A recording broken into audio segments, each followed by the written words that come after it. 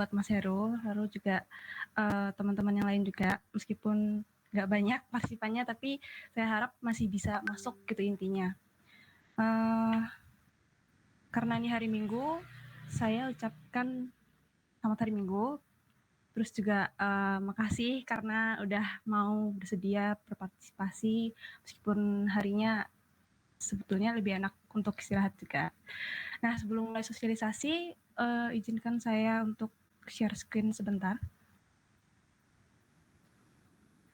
Oh ya, saya izin juga untuk off cam karena tadi sempat nyoba sinyalnya ternyata nggak stabil.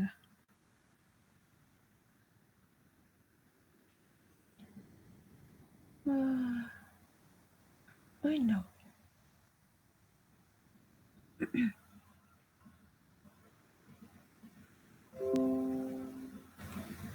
Apakah sudah terlihat teman-teman?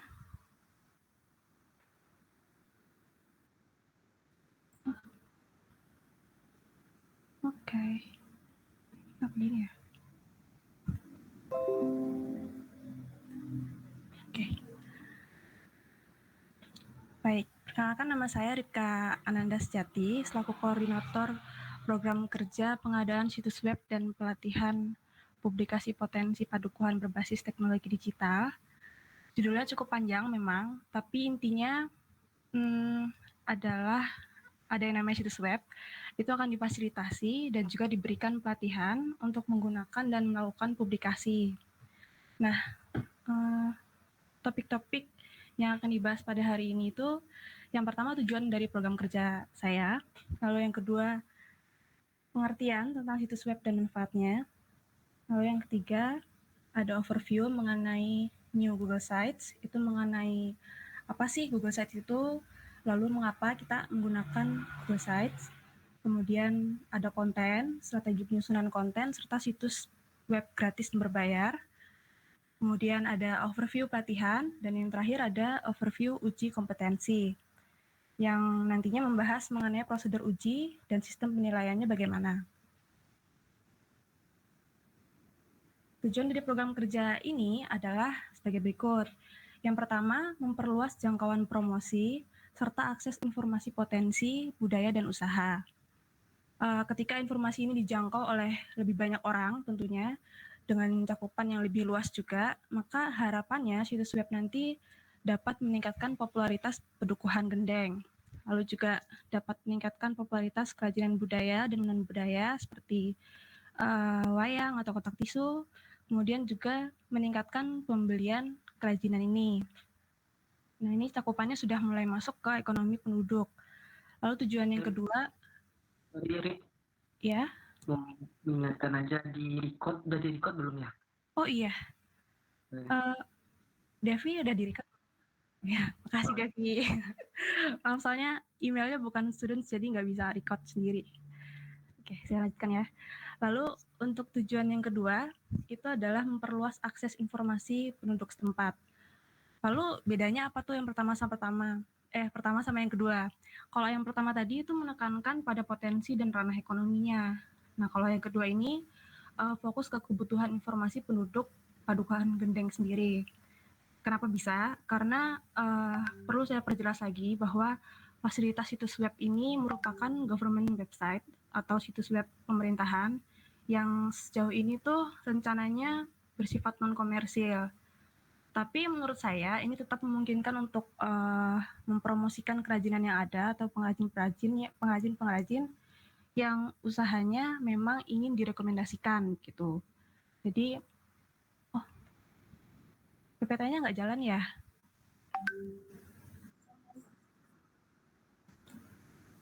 Sekarang, oh my god, udah jalan? Oke, terima kasih Devi. Nah ini, tadi saya mana? Lupa. Ini yang kedua tadi memperluas akses informasi penduduk setempat. Pokoknya yang pertama tadi ranahnya ke potensi dan ranah ekonomi penduduk. Kalau yang kedua itu ke kebutuhan informasinya dari penduduk setempatnya. Jadi situs webnya itu yang diberikan bukan situs web untuk pengrajin, tetapi situs web pemerintahan yang mana memang memungkinkan juga kalau misalkan kita pengen rekomendasi suatu usaha yang ada di Pedukuhan Gendeng sendiri. Nah, kalau misalkan mau disertakan atau dikaitkan dengan tautannya itu bisa. Nah, misalkan juga ada pengrajin nanti yang akun Shopee-nya sudah jadi, lalu mau dicantumkan dalam situs web ini juga memungkinkan. Selanjutnya, situs web. Apa sih situs web itu? Nah, kalau menurut Batubara, situs web itu atau website didefinisikan sebagai kumpulan halaman yang berisikan informasi berupa teks, lalu gambar, animasi, suara, ataupun gabungan dari semuanya tadi. Kemudian itu semua dirangkai sedemikian rupa sehingga antar satu informasi dan yang lain itu saling terkait. Untuk manfaatnya, yang pertama, menyediakan informasi dengan cakupan yang luas.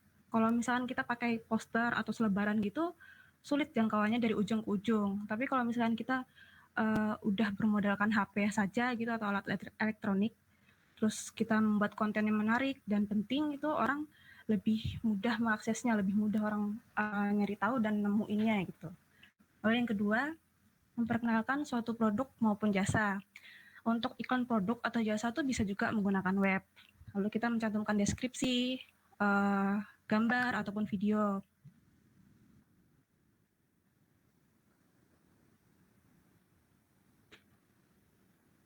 Ini saja kali ya. Oke. Yang kedua, tim memperkenalkan suatu produk maupun jasa. Yang ketiga, itu membangun personal branding. Yang keempat, meningkatkan kredibilitas usaha kecil. Dan yang kelima, memperoleh trafik pengunjung dan menghasilkan uang. Untuk poin 3, keempat, dan kelima, ini saling berhubungan. Konsumen yang tahu bahwa ada usaha A gitu punya situs yang memang dipercaya dan biasanya situs berbayar sih. Nah, itu akan lebih dipercaya dibandingkan yang asal-asalan gitu. Sama halnya ketika situs web padukuhan yang secara langsung merekomendasikan brand usaha tertentu di daerahnya. Anggapannya kayak kita jual beli tiket gitu. Ada yang dari gerai resmi dan dari calo. Kalau konsumen itu jelas lebih ngerti kalau produk yang mereka beli di gerai resmi bakal lebih bisa dipertanggungjawabkan daripada di calo kan, otomatis tingkat kepercayaan juga naik gitu. Lalu yang kelima ini yang memperoleh traffic itu berhubungan dengan keuntungan. Ketika suatu situs web sudah teroptimalisasi dengan baik, sudah diatur sedemikian rupa juga berdasarkan CEO-nya, situs web dengan pengunjung yang banyak mampu mendatangkan pundi-pundi rupiah.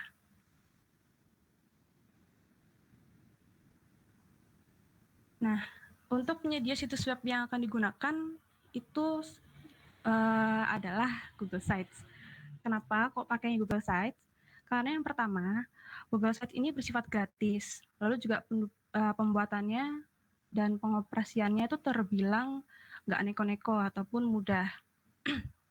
Google Sites juga dia terintegrasi dengan perangkat Google yang lain seperti Google Dokumen, Google Calendar, Google Forms kayak gitu terintegrasi gitu, saling nyambung sehingga kalau misalnya kita mau mengunggah data menggunakan fasilitas itu juga jadi semakin lebih mudah. Kemudian dalam penggunaannya, Google Sites juga menyediakan penyimpanan online gratis sebanyak 100 MB dan tingkatan izin serta akses pengunjung ke situs itu dapat disesuaikan.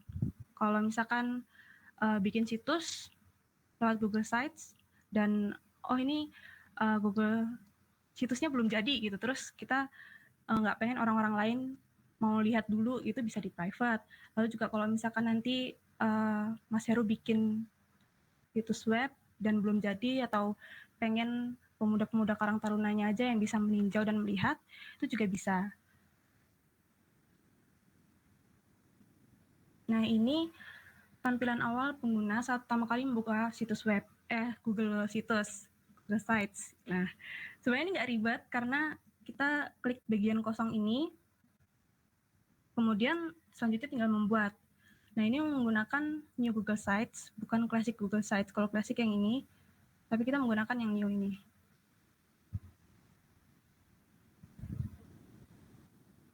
Kemudian mengenai konten minimal situs web pemerintah. Sebenarnya terdapat peraturan tersendiri mengenai standar konten situs-situs web. Salah satunya pada situs web pemerintah ya. Standarnya ini berasal dari Kementerian Komunikasi dan Informatika RI. Jadi artinya setiap government website itu paling tidak memuat konten-konten tertentu gitu. Nah, kontennya apa aja? Ini ada yang di sini, di konten minimal ini. Yang pertama itu selayang pandang. Selayang pandang itu menjelaskan secara singkat tentang keberadaan daerah setempat. Misalkan kita bikin website Padukan Gendeng, berarti selayang pandangnya itu adalah mengenai sejarah Padukan Gendeng, visi dan misi, moto, logo, sampai ke lokasi dalam bentuk petanya begitu. Lalu yang kedua ada pemerintahan daerah. Pemerintahan daerah ini menjelaskan struktur organisasi yang ada di Pedukuhan Gendeng. Kalau bisa juga disertai dengan nama, alamat, telepon, email, biodata seperti itu.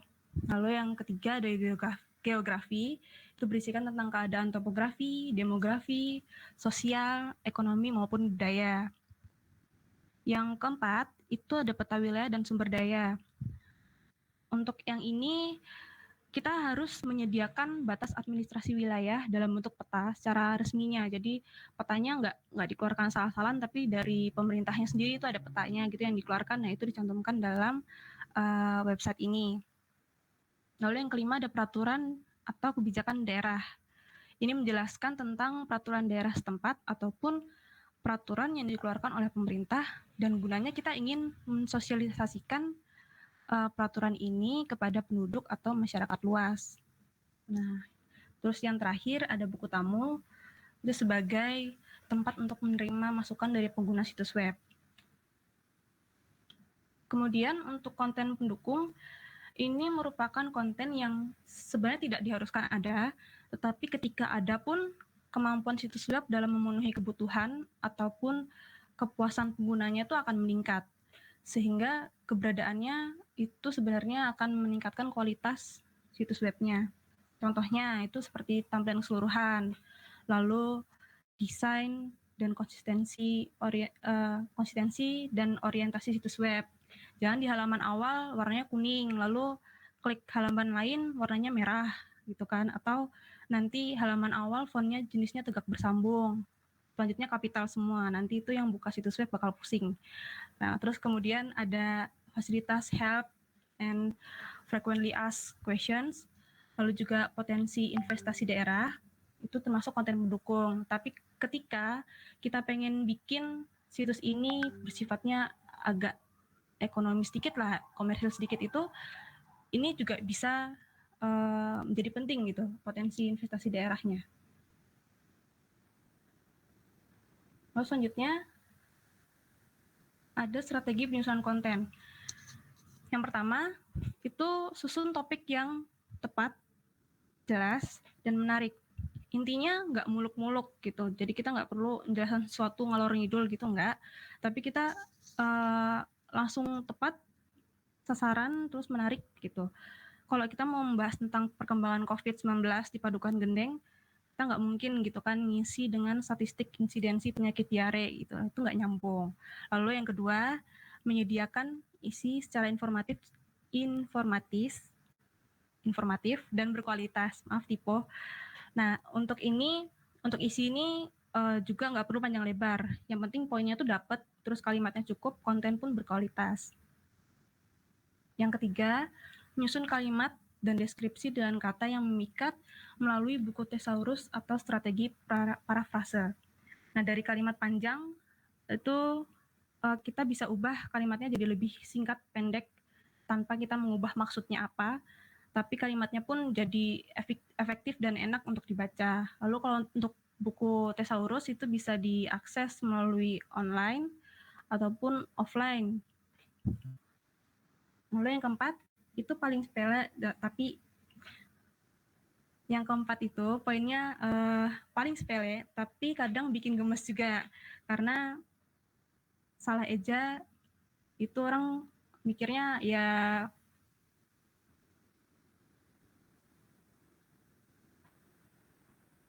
maaf, yaitu salah eja atau tanda bacanya kurang tepat. Nah, untuk menghindarinya itu kita bisa menggunakan panduan KBBI, itu ada linknya tercantum di sana.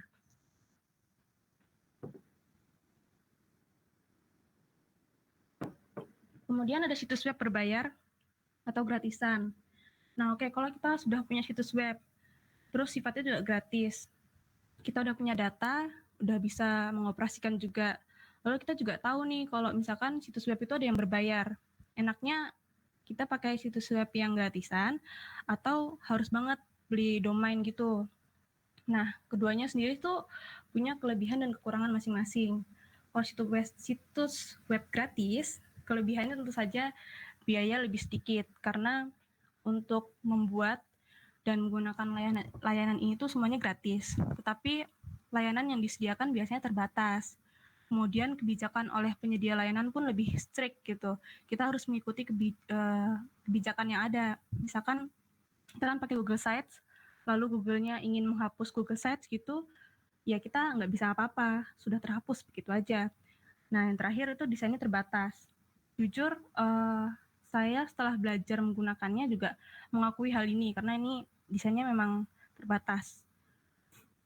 Kemudian, untuk situs web bayar itu berkebalikannya. Dia punya kelebihan layanannya lebih lengkap, desainnya pun beragam. Hanya saja tentu situs ini membutuhkan biaya, baik untuk membuatnya ataupun biaya perawatannya. Lalu kesimpulannya apa? Ini, kalau misalkan kita masih pemula dalam mendalami dunia ini, alangkah baiknya untuk menggunakan situs web gratis. Kemudian kekurangan yang ada itu dapat kita maksimalkan sebagai bahan kita untuk belajar. Nah, ketika sudah cukup mendalami situs web gratis, kita merasa, wah ini gampang gitu, oh ini udah familiar, ntar kalau misalkan klik ini bakal jadi ini gitu kan. Nah itu kita perlu gitu untuk melakukan upgrade diri menggunakan situs web berbayar sehingga kemampuan kita juga nggak stuck gitu.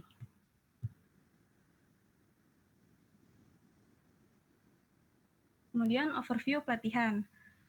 Durasi program kerja saya itu sebenarnya 4 minggu. Sudah dimulai sejak awal bulan Juli kemarin. Lalu untuk pelatihan membuat situs web dan mengoperasikannya ini akan difokuskan pada minggu ketiga atau minggu ini, minggu depan maksudnya, kurang lebih selama seminggu. Kemudian untuk minggu keempat itu berfokus pada uji kompetensi. Untuk sistem dan media pelatihannya ada sebagai berikut, dapat lihat. Sistemnya adalah asinkron, jadi kita tidak ada tatap muka dengan partisipan, tetapi ketika rekan-rekan memang butuh bantuan atau ada kesulitan, ataupun merasa sangat tertarik dan ingin ada pelatihan lebih mendalam gitu, bisa diadakan pertemuan online, bisa juga langsung menghubungi saya. Lalu yang media, ini berupa 3 buah video tutorial dan sebuah e-modul. Jadi ada 3 topik besar yang dibagi dalam 3 video, dan 3 topik ini tuh sudah dirangkum dalam satu e-modul gitu. Nah, luarannya ini yang berupa sebentar.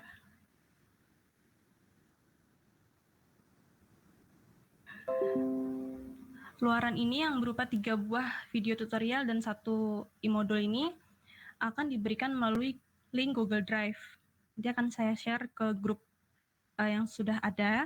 Kemudian nanti tinggal klik link Google Drive-nya, muncul bahan-bahan pelatihannya, nah itu bisa ditonton ataupun di-download. Kemudian ada overview uji kompetensi. Untuk uji kompetensi ini memiliki durasi kira-kira 3 sampai 6 hari di minggu keempat nanti bulan Juli. Sistemnya 1 kali post test saja. Jadi partisipan di sini itu Bapak Kepala Dukuh dan rekan-rekan Karang Taruna. Nah, itu sudah partisipan tadi itu sudah mempelajari video dan modul, kemudian sudah praktik sendiri gitu di rumah. Kemudian nanti ada tes untuk menguji kompetensi atau materi yang sudah diterima gitu. Nah, caranya gimana? Caranya itu dengan mengisi soal dalam Google Forms. Nanti saya akan buatkan Google Forms, itu memuat sekitar 15 sampai 25 soal pilihan ganda. Nah, poin tiap soal juga berbeda-beda tergantung dengan kesulitan soalnya. Nah, kemudian juga nilai minimal supaya dianggap sudah baik itu ketika mencapai nilai lebih atau sama dengan 70 gitu. Oke. Nah, sekian sosialisasi dari saya. Saya berharap adanya kerjasama dan koordinasi yang baik supaya semuanya berjalan dan lancar dan dapat bermanfaat bagi Padukuhan Gendeng. Terima kasih. Apabila ada pertanyaan, boleh banget Mas Heru untuk membuka mic-nya. Terima kasih sebelumnya atas presentasinya, sangat menarik. Program dari teman-teman semua berkesinambungan dari program pertama sampai apa ya, program hari ini itu sangat menarik. Saya cukup tertarik dengan program web ini karena beliau Bapak Dukuh dulu pernah mengatakan bahwa di Pedukuhan Gendeng sempat ada website, tapi waktu itu karena pengelolaannya atau apa ya, ada kendala di masalah apa, sehingga websitenya itu tidak bisa dilanjutkan. Nah, mungkin nanti Mbak Ripka bisa membantu kami untuk mengatasi masalah ini, dan juga apa ya, masukan untuk teman-teman semua.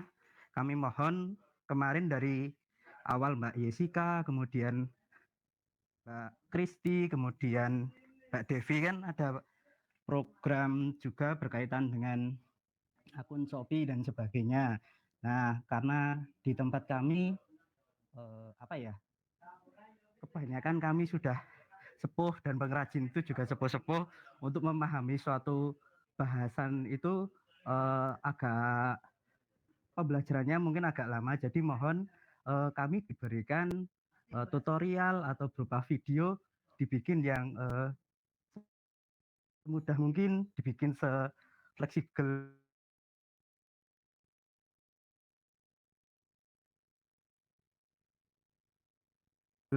fleksibel mungkin, sehingga kami juga untuk memahaminya lebih mudah karena tatap muka lebih langsung. Kalau bisa tatap muka langsung mungkin lebih enak, bisa diarahkan seperti ini, seperti ini, seperti ini. Tapi karena ini karena kondisi, jadi mohon teman-teman nantinya untuk yang masuk di fase apa ya, tutorial atau fase modul, mohon dari kami tolong berikan kami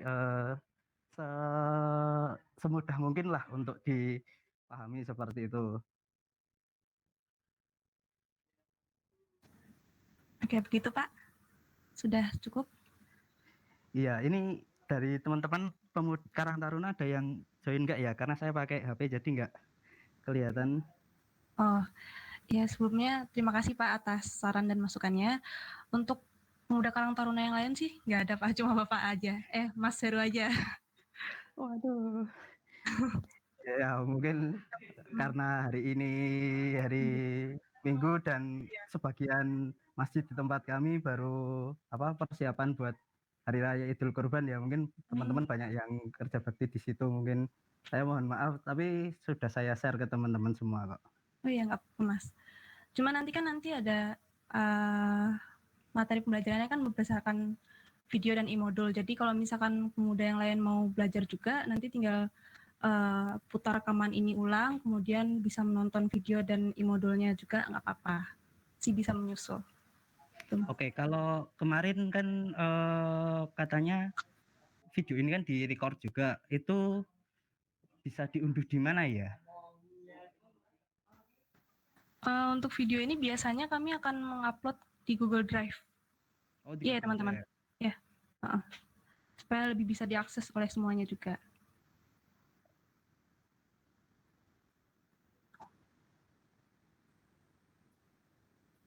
Iya, itu juga bisa. Ya, saya setuju ke Mbak Devi itu, kalau memang bisa memungkinkan di YouTube, itu kan bisa umum, semuanya bisa melihat gitu. Sama satu lagi ini Mbak, untuk yang website tadi kan memang ada yang berbayar, ada yang free. Kita ya memang tahu sendiri untuk yang free itu kekurangan kelebihannya masing-masing. Kalau menurut saya sih memang, ya saya pernah coba sih, memang di yang berbayar lebih enak. Cuma untuk yang berbayar itu yang paling efektif itu biasanya berapa sih Mbak biaya yang dibutuhkan untuk pembuatannya atau apa ya, seperti pembayaran bulanannya atau tahunannya itu sebenarnya berapa sih? Kalau Mbak Ripka tahu gitu. Oh ya Pak, kemarin saya iseng juga kan ya Pak nyari-nyari gitu domain yang memang tersedia untuk dibayar per bulannya. Kemarin range-nya itu dari 150.000 sampai 400 ribuan tuh nyampe untuk per bulan Pak. Oh, per bulannya. Mm-mm. Oke, Jadi oke, lumayan oke. juga. Ya, betul. Karena harapan kami ini apa, saya sangat tertarik sekali dengan program teman-teman KKN ini karena sangat berkesinambungan dan apa ya, itu akan sangat membantu terutama di era saat ini yang kita serba digital pertama, yang kedua di era pandemi yang kita tidak bisa berjualan secara langsung atau pameran karena selama ini penjualan wayang kulit kan masih berbasis pesanan atau kadang kita melakukan apa ya semacam pameran atau apa dimanapun baru ada order. Jadi dengan adanya program ini seperti pembuatan akun Shopee yang nantinya mungkin bisa di joinkan dengan website pedukuhan nanti bisa sangat membantu untuk masyarakat. Jadi saya harap teman-teman bisa apa ya memberikan yang terbaik lah untuk pedukuhan gendeng ini dan itu mudah-mudahan menjadi kebaikan buat teman-teman semuanya. Iya Pak, terima kasih Mas atas masukan dan sarannya. Ada lagi tambahan Mas? Mungkin cukup itu dulu. Kemarin saya mohon maaf tidak begitu hanya join saja tidak bisa berkomentar karena agak sakit kemarin jadi tidak bisa maksimal. Ya nggak apa-apa Mas. Semoga lekas sembuh. Terima kasih. Oke. Kalau misalkan sudah cukup, saya akan mengakhiri sosialisasi pada hari ini.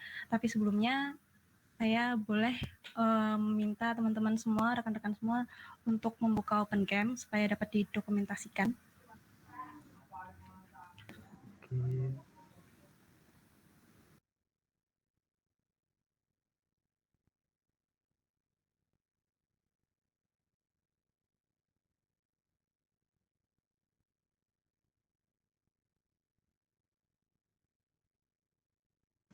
Tama, Adi, sama Kristi, apakah berhalangan kameranya untuk dinyalakan? Oke.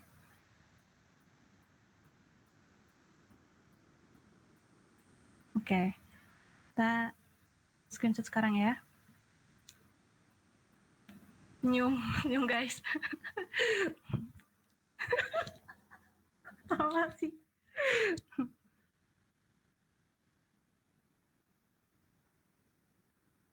Oke, udah screenshotnya. Terima kasih semua teman-teman atas partisipasinya. Saya ucapkan terima kasih kepada Mas Heru. Selamat hari Minggu semuanya guys. Dadah. Ya, sama-sama. Mas.